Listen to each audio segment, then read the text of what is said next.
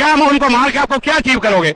कितने साल रहोगे? तेरे से बड़े बड़े बाप ही आए, रिया आया, मुशर्रफ आया, यूहा आया, सारे चले गए। तुमने चले चले अपना नाम को अच्छा करके जाओ। वो नेते आदमी को आपने जेल में रखा हुआ है, आपका क्या नुकसान कर रहा है? पाकिस्तान का फायदा है इसमें। प्लीज पाकिस्तान फौज जिंदाबाद। जी अस्सलाम वालेकुम, मेरा नाम जफर इकबाल है। I'm here with 7 of my other friends from Toronto. We travel all night and we made it here on time, and we did it in support of people of Pakistan and to demand the release of Imran Khan. और ये जो आसिम मुनीर यहाँ पे आया, we denounce his visit.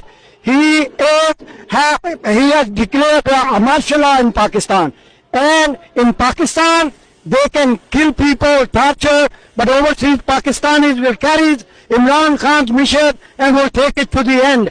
No more martial law. We are here to denounce Asim Munir visit because he just want to make room with the American establishment, and overseas Pakistani condemn that. Hello, I'm from Virginia. We're just here to support Imran Khan and the Justice for Pakistan. Thank you.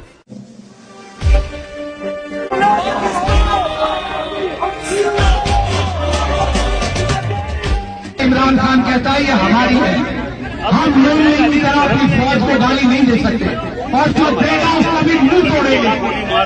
हमारा एक जवान, हमारी air force का एक pilot, हमारा navy का एक जवान, ये हमारे भाई हैं। जब ये शहादत देते हैं तो ये हमारा खून बहता है। आपको पता है ये ऊपर बैठे चंद जर्नैल और नॉन लीग वाले क्या चाहते हैं? क्या फौज को गाली दें? फौज के अंदर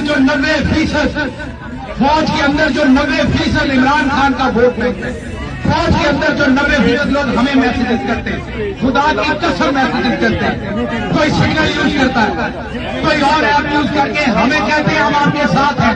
फौज के अंदर से ये चाहते हैं कि हम ऐसे बयान दें कि आम फौजी हमारे खिलाफ हो। ना, हमारा मुकाबला फील्ड मार्शल से, हमारा मुकाबला 5, 10, 15, 20 ऊपर बैठे लोगों से जो, हाँ ये बात दुरुस्त है, ये बात दुरुस्त है कि फौजी कल्चर में मसला है, ऑर्गेनाइजेशन में मसला है।